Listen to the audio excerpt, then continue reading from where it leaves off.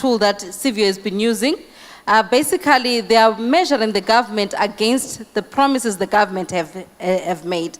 So without much ado, I will thank the panel, and I will excuse the panel and invite Dr. Murisa to come and talk to us about the report.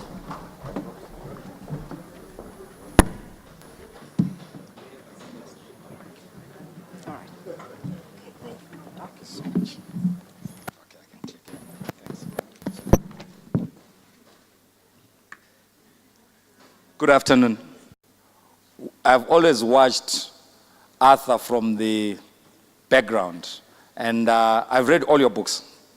One thing that we celebrate is the fact that you're one of the few who are willing to document. We are losing a national treasure. We're losing national memory and institutional memory because we don't write our stories. And we're really grateful, and I hope you brought some of your books. I think CVO Institute would like to buy for our library. We're really grateful that you could come. And I was also honored to have Mnyaradzi Gwisai here. I am what I am because of Mnyaradzi Gwisai. The story ends there. So if there's anything that is good that comes out of my mouth, it's Mnyaradzi. If it's anything bad, I'll take a bit of responsibility because I'm an older man now. But just to say, the report we're going to be launching, oh, by the way, we said we're going to be launching a report. We lied. We are launching 2 reports because it was our trustee, Dr. Tendai Chikweche, who is based at University of Western Sydney, very much Zimbabwean, gone through Zimbabwean politics, president of SRC, at NAST, president of ZINASU, I think founding president of ZINASU, very much engaged in Zimbabwean issues. When he looked at what we had put together, he said, there's no way you're going to launch this as one report. So he advised us to break this down into 2 reports. So the first report that we have is the report on what we call the National Baseline Survey on Citizens' Perceptions and Expectations on the Second Republic. Then the second report is on the first year of the Second Republic, which is literally based on our online tracker, which is the signature intervention of CVO Institute, zimcitizenswatch.org. We launched Zim Citizens Watch on the 5th of March in 2018 as part of the 100-day anniversary of the then transitional government, which was under Emmerson Mnangagwa. The effort being, and it was influenced by one thing, I think we felt like what President Mnangagwa did, he made an invitation, a very provocative invitation. He made these 2 statements as the voice of the people is the voice of God. That was one. So that's why we have that report on the National Baseline Survey on Citizens. That's the voice of the people. That was number 1. Then number 2, he also said, I want to be judged. I want to hit the ground running. And we're making a commitment. He made this commitment to say there will be dashboards, et cetera, measuring their performance. And I believe that as cabinet, they are working with 100-day cycles of performance. So we said we will do an independent effort. Our effort is independent of government. We will check on what they are saying. We will analyze what they are doing. So we keep an online tracker, which looks something like this. So it's been 184 days, 23 hours, 58 minutes, 11 seconds since the inauguration of President Mnangagwa. We keep this daily. This is a daily tracker. And the government made 236 promises. You may ask, where did we get these promises? In leading to elections, we had a tool that we called the Zimbabwe Manifesto Analysis Tool, where we looked at the 5 major political parties, and we used a common framework to analyze their contributions, what they were talking about. Are they pro-poor? Are they inclusive? Are they pro-gender? What are they saying about the youth, etc.? The Zimbabwe Manifesto Analysis Tool. So we were tracked. At that moment, we analyzed ZANU-PF, MDC Alliance, MDC Kupe, Maim Juru, Nkosana Moyo. We analyzed those manifestos. We also analyzed the Build Alliance people. And in there, we're fascinated about some of the things that we found. silent on women. I think that was mostly ZANU. Silent on the youth was the MDC Alliance, despite being led by a very young leader. All those things, silent on certain rights, etc. But that's not what we're discussing today. ZIMAT is there on our website. If you want, you can go there as an archive. You'll see the analysis we did. Because the struggle that you always have is to say there are 5 or 10 different documents. And this time around, they were very wordy and they were big, these documents. So for the common voter, the common citizen, we're using this as a tool to say, for the voter who wants to track to say, I have not made up my mind. I want to choose a party based on the ideas they are proposing.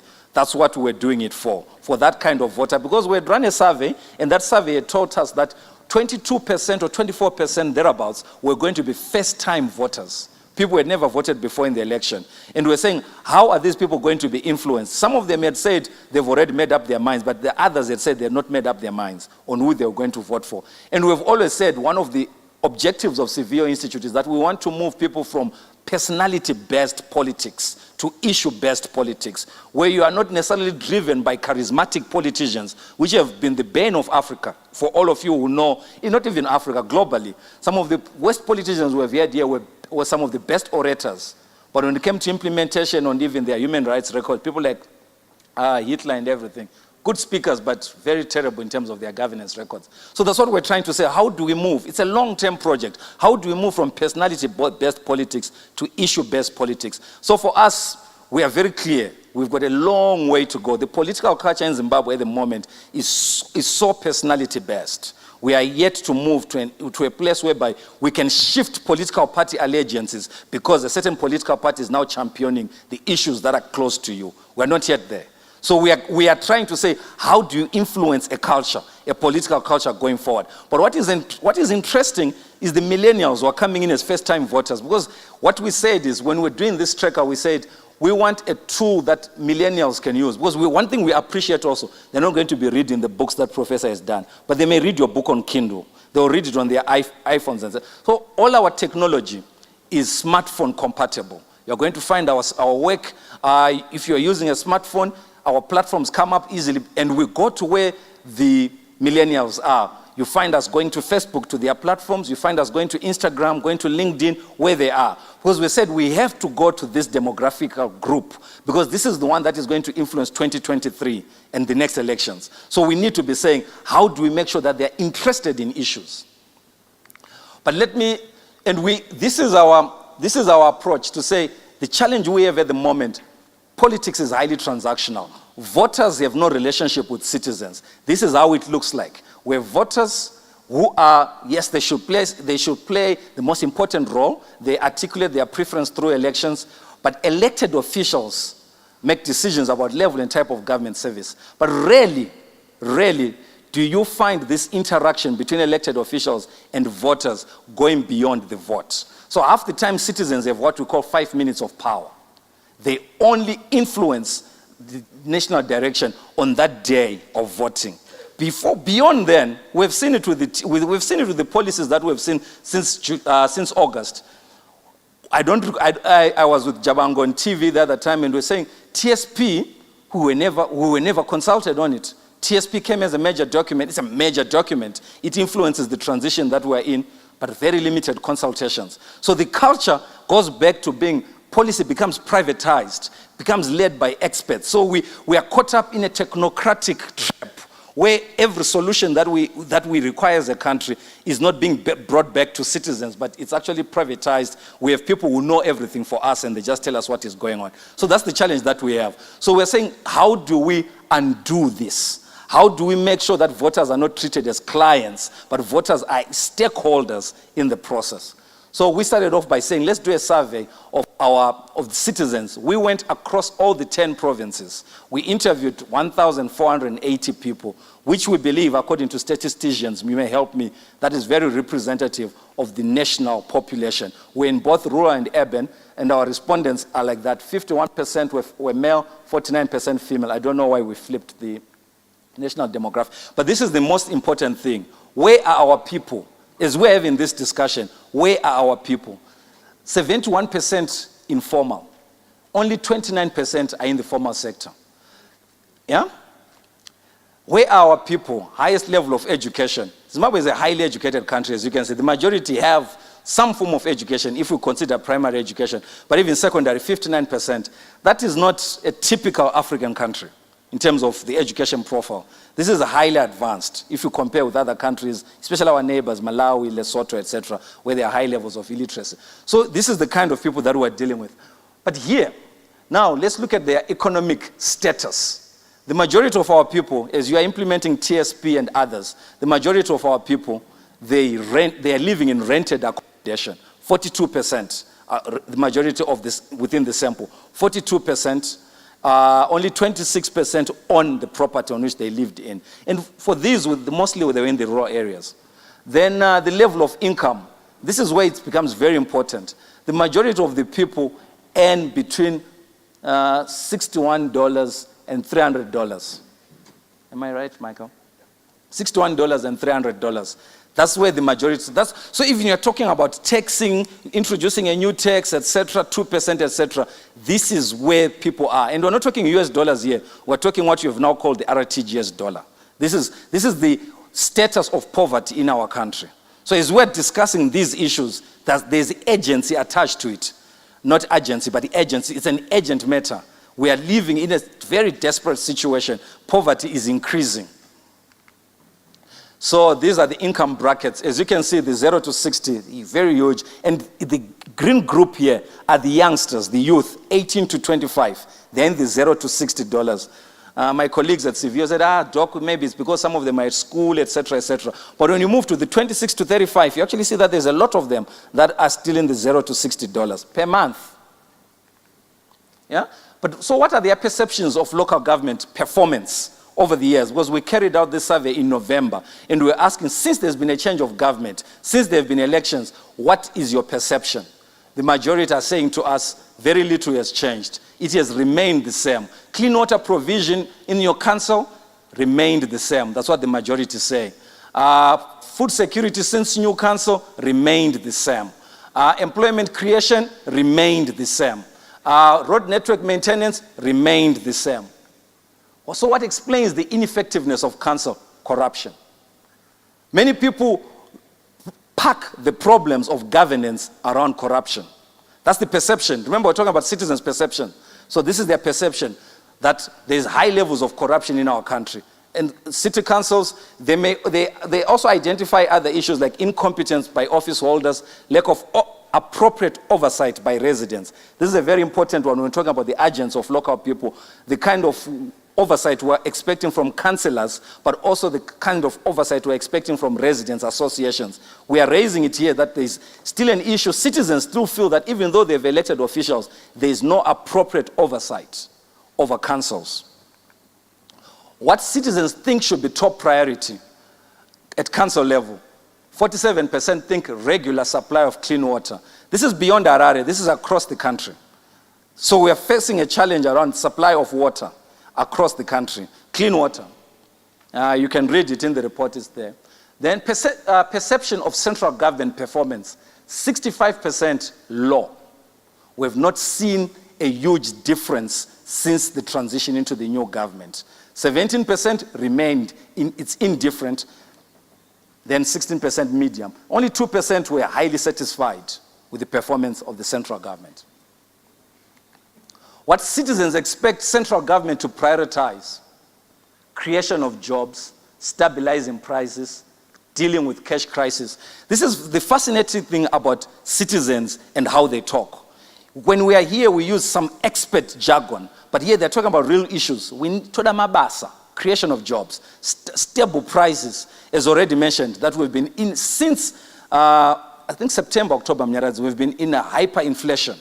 So when citizens are saying this is a lived realities. We need stable prices, dealing with the cash crisis. Yes, we may have moved to mobile money, but I think that revolution has not really occurred. People still want to touch cash because there's challenges to do with just electronic money, mobile money platforms, etc. So people still feel that those are issues, resuscitating industry, etc. So these are citizen issues.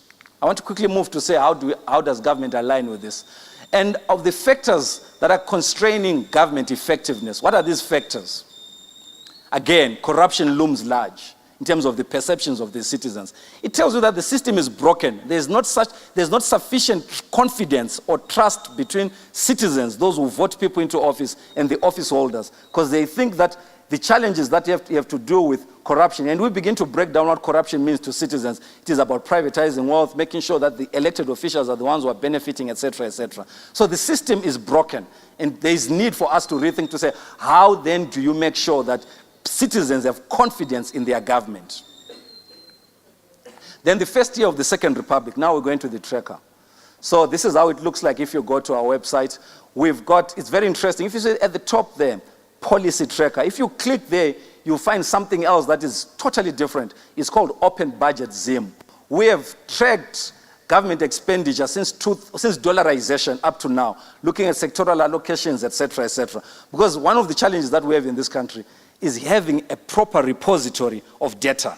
When you begin to discuss the economic situation in Zimbabwe, there are many statistics fly. We're quoting from the World Bank, from the IMF, etc. ZimStats also we quote, but I think there's one challenge to say, how do we create data? But we have to make sure that that data is something that a citizen, a journalist can use. We have packaged in such a way that it's highly visual, it's easier to follow and to track. So the report that you have in your hands that we've just given you, it looks at this. I'll just discuss the methodology briefly, then we'll just look at the overview of promises and actions, then we'll end there. I don't want to be the obstacle between you and lunch. So our method is very simple. And we are not the only ones, let's put it this way. Globally, there's a new movement that has emerged. I'll quote for you colleagues in Canada who run what they call the Justin Trudeau meter.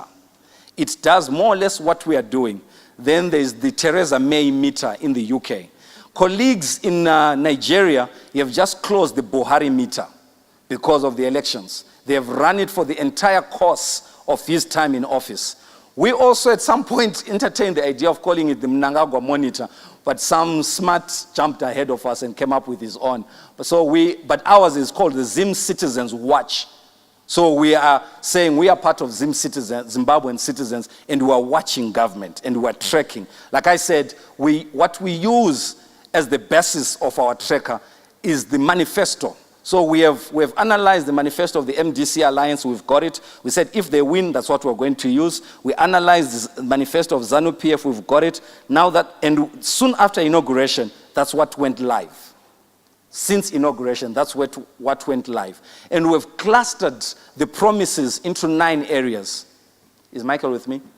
We've clustered the promises into 9 areas. It's agriculture, governance, politics, and civil rights. These are based on promises that are in the manifestos. And we are looking at the number of promises that were made in agriculture. Land and agrarian reform, 10. These are promises that were made. They're in the ZANU-PF manifesto.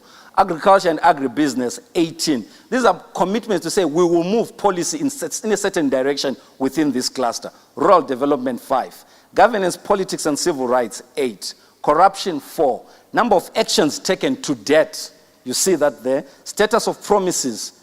We also track what we call broken promises. I will explain what that means. The economy, I think for ZANU-PF had made pages and pages, tons of promises on the economy.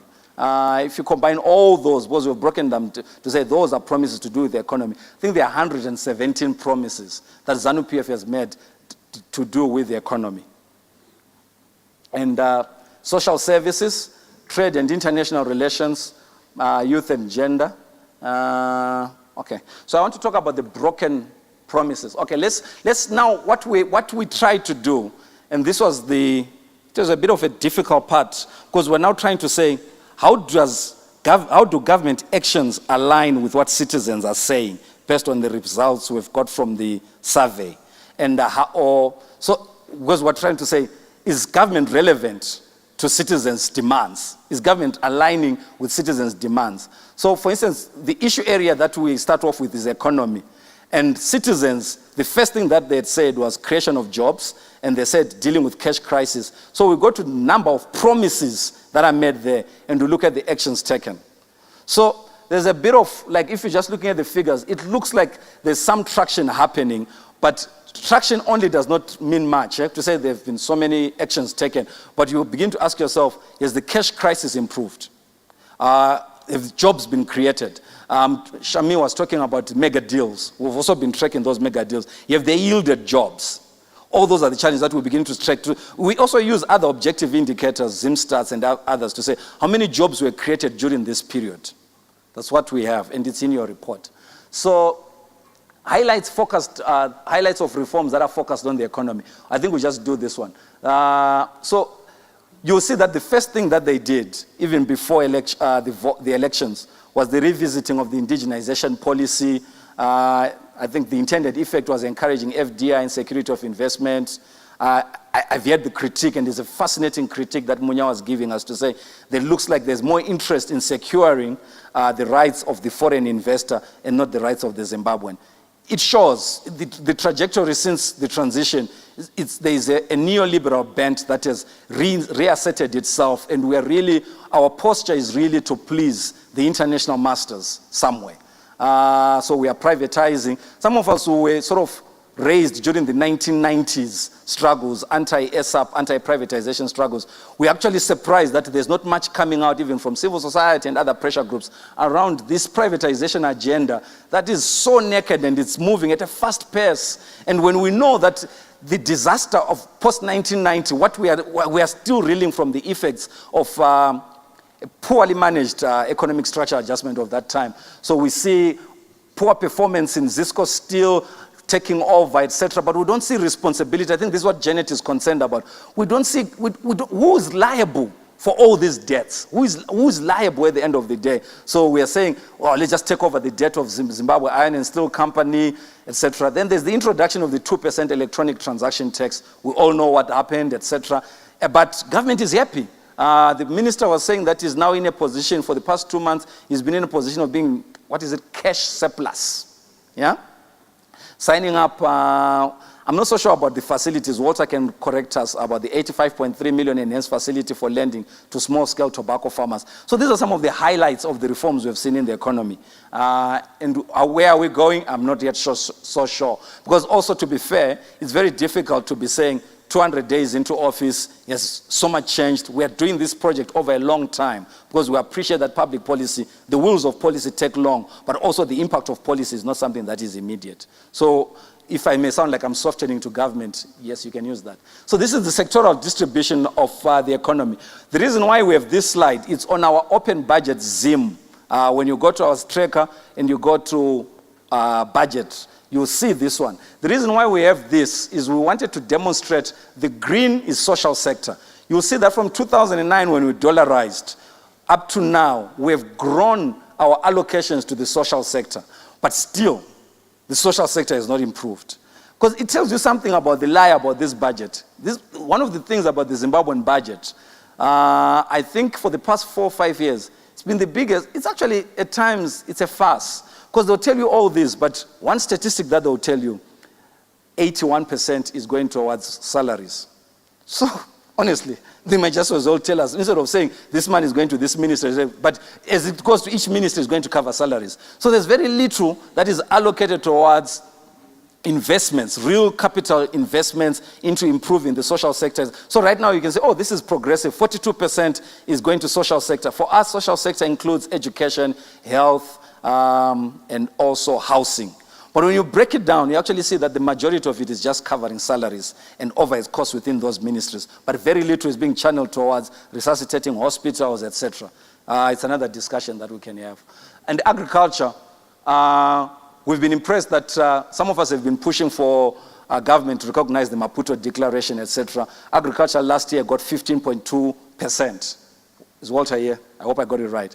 So we want to track this to say what happens. Because in many countries that were allocating more than 10%, as we were tracking, we keep also another tracker where we track agriculture investments across Africa. We actually noticed that countries like Ghana, the majority was also going towards overheads. So it's to begin to say, how do you break down this budget to make sense? Because just having this figure without understanding where the majority of the resources are going is also pointless. So for us, we're just not just doing this. We go beyond that and we start breaking it down. Corruption. Corruption comes up, so we have to highlight it. So the promise that was made by ZANU-PF was ensure a corruption-free environment in the private and public sectors. What we have seen so far, parliamentarians in Zimbabwe were obliged to declare their assets by Friday, 5 October 2018.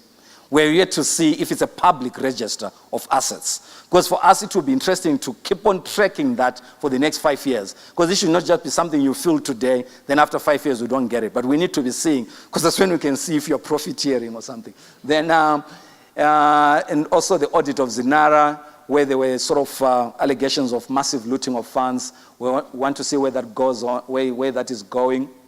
Also, government has sort of come up with this instrument that they can seize assets of people who fail to disclose. But if you remember, even before elections, the president made this commitment that he is going to name and shame those who externalized funds. Then the next thing we heard is, oh, there's been a positive response, so much cash has been repatriated.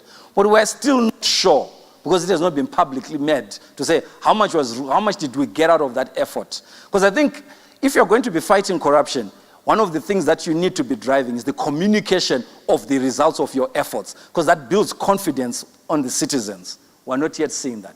So what must be done for us? As part of our tracker for us, it's just a tool to sort of start to trigger a conversation. The tracker in itself is just a platform, but it can be used as a tool for conversation, as a tool for monitoring and evaluation of government. We can't do it all of us. We're just 7 or 8 at Seville. But others can take this up. We track almost everything. We track agriculture, we track industry, etc. We can use it as a tool. Journalists can use it. But we wanted to foster dialogue that helps us to put Zimbabwe first. We are hoping that some of the things that we will see is to say, how is government's policies contributing towards an economy for shared growth, etc. But we are yet to see sort of a good place where you can have this conversation. As you can see, this room is empty. It's partly empty because we had received confirmations from more than 8 or 9 government actors that they will be in this room, but they are not here. So it's for us to begin to put importance on these processes. Because we think that if we don't have this kind of platforms and these dialogues, we're not going anywhere. We're literally not going anywhere. But also we are pushing something else at Seville. We're pushing what we're calling domestic resource mobilization through leveraging local assets, beyond tax, talking of local philanthropy, etc. Because we are worried about what we have seen since November 2017. There's been an emphasis on a matter that government has no control over, attracting foreign direct investment. Whatever we do, I was hoping that Arthur would demonstrate to us that sub-Saharan Africa is actually the least attractive when it comes to FDI. But we still want to pursue it as our centerpiece of our strategy. And we forget that we could leverage resources that we have here. An example, NASA sits on 13 billion assets. But we still say we can't fund health delivery in this country. NASA goes to invest where my bosses are. Goes to invest in failed banks. NASA invests in a mall. They buy a mall, they raise it down, they create a car park. These are contributions made by workers, ordinary workers. But we surely can't say, put a policy together, an instrument together to say, of all NASA collections, 10% should go towards improved health delivery. Because we're waiting for somebody to come and help us improve Parenyato. 10% of 13 billion, which is what NASA is sitting on today. NASA is invested in almost all the big banks, where workers have no access to credit, where SMEs have no access to credit. I've got a close friend who works at NASA. I said, how come you don't even have 50 million for SMEs? He says, it will be too much for us to manage. We want people who can absorb. We want people who can take big deals. But you go and build a hotel in Bedbridge, a transit town. So we can see the priorities. So it's an issue about the priorities in our country. So that's our report. That's what we have. That's the VO Institute. And I'm so glad you are here. So, I don't know, where is Delta? Do I take any questions? What do I do? We can take just 5 minutes.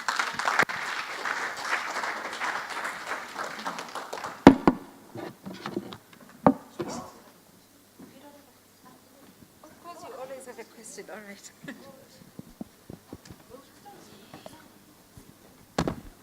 All right, just 5 questions, then we'll have our lunch.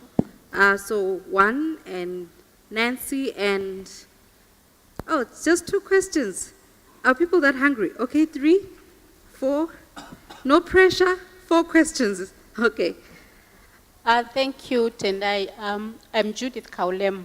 When you talk about the budget, I'm wondering, does the tracker look beyond the allocations. Because I think our challenge in Zimbabwe is you have figures allocated to either ministries or entities, but the disbursement sometimes never happens.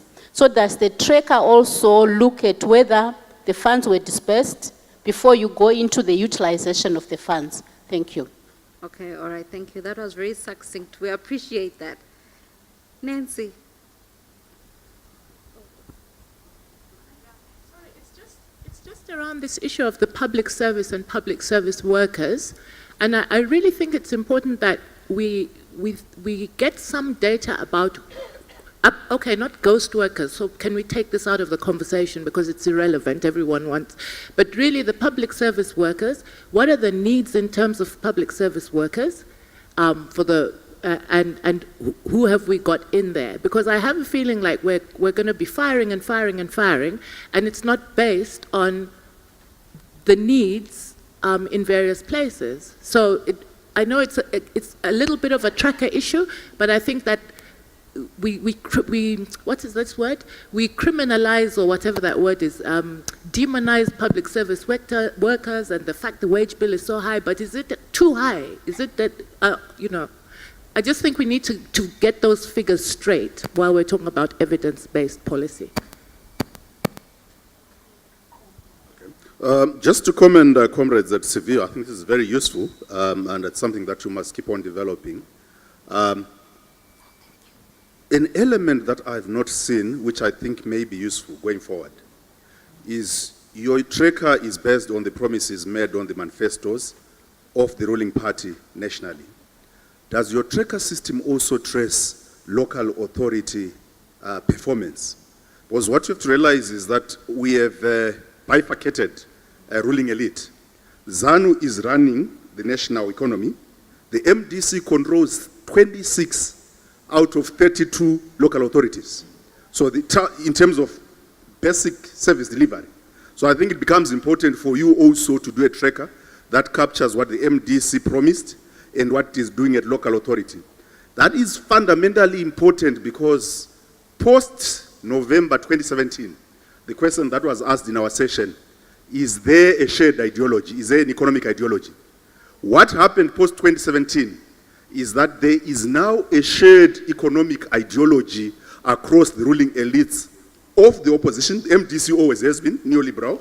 Then in ZANU-PF, the success of the Chiwenga ED groups represents the success of the neoliberal faction in ZANU. So there's now a convergence, elite convergence on ideology of neoliberalism. What we're still lacking is political convergence. So I thought that's very important in terms of going forward. Final question. It's not a question, it's just a comment. I just want to commend Dr. Murisa. This is really, really fascinating. I know that Seville hasn't been around for a long time, and I guess I speak from a vantage point of knowing Seville when it was an embryo, maybe even just a figment of imagination in Tendai's head. I'm so proud to be here and to see just the metamorphosis of this idea into something so meaningful. I do not think if you were to go anywhere, we've got many organizations, civil society, academic think tanks in the country. I do not think that you can find anything that matches this in any space. And we have a lot of discussions, we have a lot of debates, we have a lot of acrimony around opinions in our country. Facts are what really makes the difference. And this is what Tendai and his team have committed themselves to doing. You know, being factual in his analysis, talking about issues that have evidence to back up assertions and so on. So I don't have a comment, just congratulations. You're doing great work and just keep it up. Thank you. Thank you so much. I love standing up. All right, so let's start from I'll start from the bottom. Sipo, thank you very much.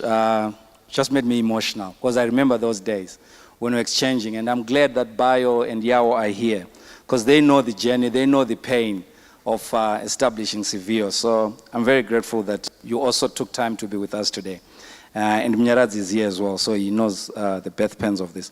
But I think, Munya, it's very spot on, because towards elections, especially after, when we're tracking, when we're analyzing the manifestos, there's a piece we wrote with Tendai Chikweche, where we said there's no difference ideologically between ZANU-PF and MDC. We are seeing a neoliberal turn, and it's going to be a neoliberal offensive. Actually, because you could sense it from the manifestos, the language, it's no Nzama investor, Trump akatichinyi. Everyone was talking about bringing in investors. And it was like, we're going to sell this country, literally. So I think that's very true, that this turn that Zimbabwe has taken is being taken in a place of desperation of ideas, so that we can't even contest the neoliberal turn that we've taken. That's number one. But number two, I think it's very important for us to be, because one of the ideas of Civio was always to say, democracy has to start from the ground up. So one of our passions is to grow local agency in those local towns, in Chinoy, in Marondera, etc. And it's always been that. But one of the issues is, I'm glad Sipo is here, resource constraints to be able to spread and to do the kind of work that is required. Because honestly speaking, the challenges for some of us who returned to the Zimbabwean civil society space in the past 2 years is the lack of evidence, the lack of rigor, trained by the late Sam Moyo, and you come into a place where it's all opinions. It's difficult, because Sam was all about figures, etc., to prove your point. So definitely, I think something that we need to do is part of our strategy. I'm not so sure when we'll be able to do it, because the issue about resources is real. Then, Nancy, you're very right. I actually think one of the arguments we make is to say, I don't think this government can do any more cuts to the budget, especially when it comes to public service wages. Because since Chinamasa, we've been trying to cut down. And I know the Public Service Commission under Ungwe has actually done a lot of a cleanup. So I think what is the challenge is, how do you grow the economy? How do you grow the budget? But also remember, this is where Arthur and Shanta's debate was in. Because if you compare Zimbabwe with other Southern African countries, Zimbabwe is probably the only country, and maybe Botswana, which does not have what we call direct budgetary support.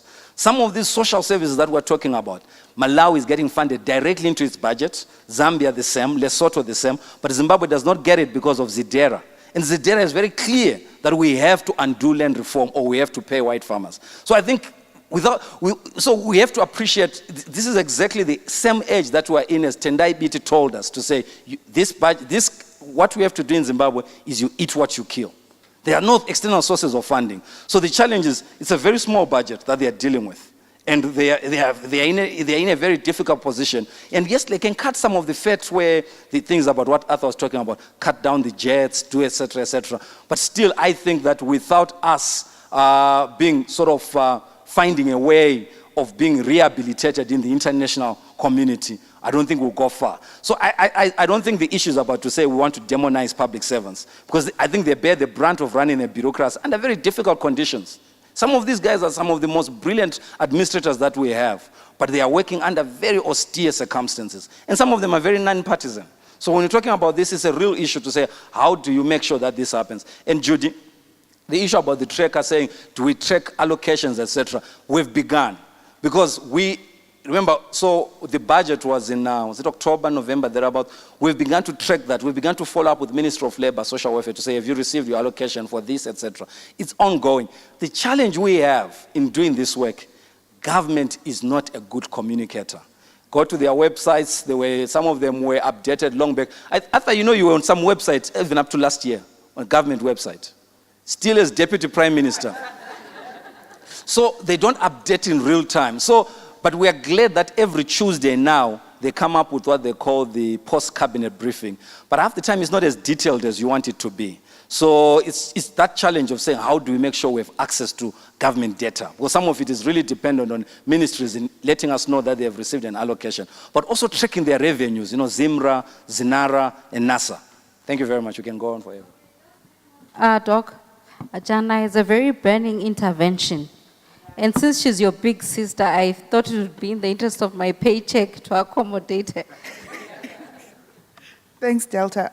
I have too, and I too really want to celebrate this, the report and the data that you are giving. It really makes conversations easier.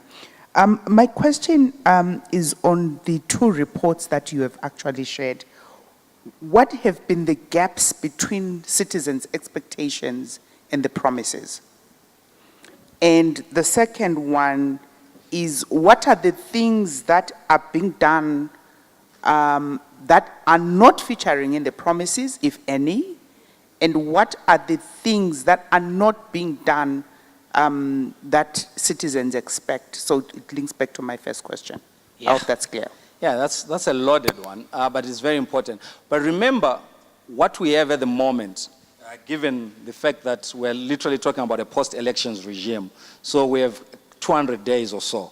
So even the conversion of promises to action. So when you look at, because we did is there alignment between what the ZANU-PF government is promising and what citizens are expecting? Mostly the same. Mostly, there's that alignment from a promise perspective, not from an actions perspective. Because the test is in the actions. Because promises, this is what we've always said, that we want to keep them accountable. Because the promises they are good at making. This is since 1980, promises they are good at making, but are they accountable? But they are broken promises. There was one promise that was made by this government, that people have the freedom to exercise their rights to protest, etc. But what we saw August 1 and January is actually what we call a broken promise. No matter how they explain it and clean it up to say the army uniform stolen, etc. But I think if there's anything that they have broken, is that trust. Because it's a commitment that they had made to say the voice of the people is the voice of God. People have the right to express their opinions. But when people then exercise that right, it is now, maybe it's because of the violent manner of some of the protests, etc. But still, I think there's something that is broken. Because when you look at the protests, the manner in which they are violent is something very new in Zimbabwe. Because we've had lots of protests in Zimbabwe. It's something very new. So we need to understand, why are we having this new round of violent protests? That needs to be explained. Then we also we try to understand, why is government responding in such a manner when it could have responded in the manner that it used to. So I think that is something that is yet to be unpacked. And we hope that the dialogue that Professor Arthur is talking about and many others have been calling for, that will be a central issue to say, what has happened? Because August 1, January, we're talking of 5 months. People have been shot using live ammunition. Mugabe, for all his faults, we don't recall this. We don't recall this. So what has happened in the national body politic? What has changed? Why is the tactic changed that all of a sudden, anytime there's a protest, it's live ammunition? Okay. All right. Thank you so much for your patience.